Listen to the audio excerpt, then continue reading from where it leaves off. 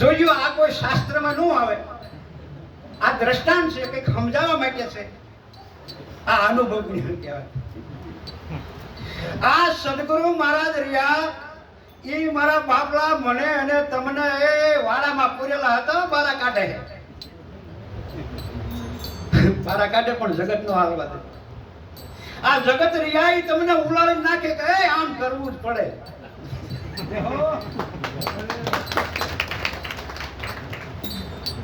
સદગુરુ મહારાજ તમને તમારા સ્વરૂપનું ભાન કરાવે. તમને ક્યાંથી આવ્યા છો, ક્યાં જવાના છો, તમે કોણ છો, એટલે મૂળ સ્વરૂપની ભાન કરાવે. અને જે વાડો છે ને એ વાડામાં બહાર કાઢે. પણ આ જગત એવું છે, તમને ઉલાળીને પાછા લઈ જાય. આમ તો કરવું જ પડે. આપણા ગઢા આ જ માર્ગે હાલ્યા હતા. એમ કરીને તમને બહાર ન નીકળવા દે. અંધશ્રદ્ધામાંથી બહાર ન નીકળવા દે, વેમમાંથી બહાર ન નીકળવા દે.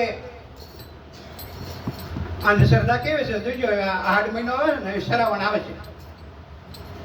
શ્રાવણ મહિનામાં આપણે ગામડે ગામડે રિવાજ છે, ઘણા ખરા જોયેલું હશે.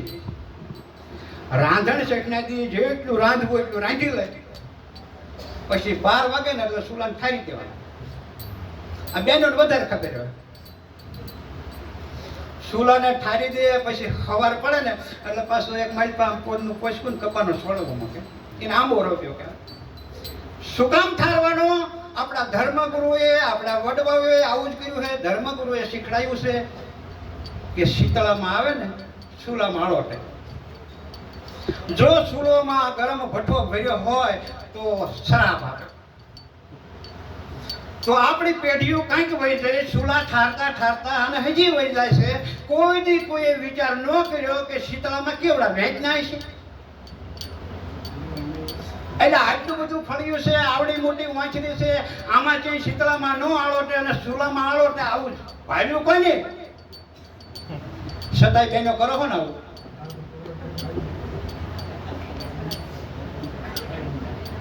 શીતળામાં એવડા ન હોય વેચના, સુલામાં હામી જાય અને એમાં જ આળોટે. એ આવી અજ્ઞાન માંથી બહાર નીકળવા માટે થઈ અને સદગુરુના ચરણે આપણો જન્મ થયો છે.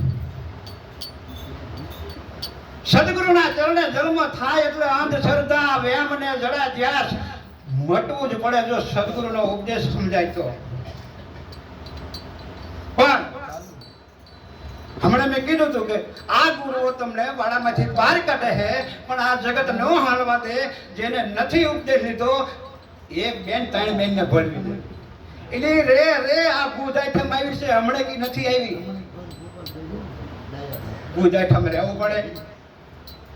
પછી આઠમ ને અપા કરીને બીજા દી પાકા સીધાનો થાળ ભરી અને મંદિરે દેવા જવું પડે. મળે કે ક્યાં જાવ છો? કે સીધું દેવા.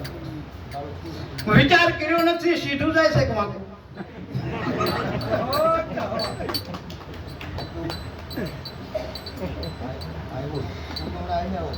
આવા મહાપુરુષો રાત દિવસ મહેનત કરી અને જો આપણને કાઢતા હોય, મીરાબાઈના શબ્દો છે એટલે કે આત્માને ઓળખ્યા વિના 184 નહીં મળે. તો મને અને તમને સદગુરુ મહારાજ ઉપદેશ આપે ને, આત્મા 15 મિનિટમાં ઓળખાઈ જાય. કેવી રીતે? કે આ તન, મન અને ધન, આ ત્રણેય સદગુરુને અર્પણ. તન, મન અને ધન સદગુરુને અર્પણ કરો એટલે કરવા વાળો કોણ તમને 15 મિનિટમાં નક્કી. જો એને આત્મા કહેવાય, એને અલગ કહેવાય.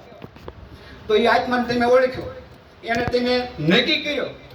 પણ મીરાબાઈએ વાંહે કડીમાં કીધું છો, એ ભ્રમણાને ભાંગ્યા વિના ભવના ફેરા નહીં મટે. તો ભ્રમણા એટલે શું? તમારે ભ્રમણામાંથી નીકળવું હોય તો બીજા તમને આમ નાખે. જેમ ઓલા ભાઈ ઘેટું ઉલાળીને આમ નાખતા હતા તો ઓલો આમ નાખતો હતો. એમાં સદગુરુ મહારાજ રાત દિવસ મહેનત કરી તમને અંધશ્રદ્ધામાંથી આમ કાઢે તો ઓલા તમને આમ નાખે. આવું જો અમોદ જ્ઞાન હોય અને આવું જો આપણને સદગુરુનો ભેટો થયો હોય અને જો અંધશ્રદ્ધામાં રહેવી તો ખરેખર આપણે જ્ઞાન જાણ્યું પણ અનુભવમાં ન માન્યું. અનુભવમાં જો જ્ઞાન આવી જાય તો તમારા દેહની અંદર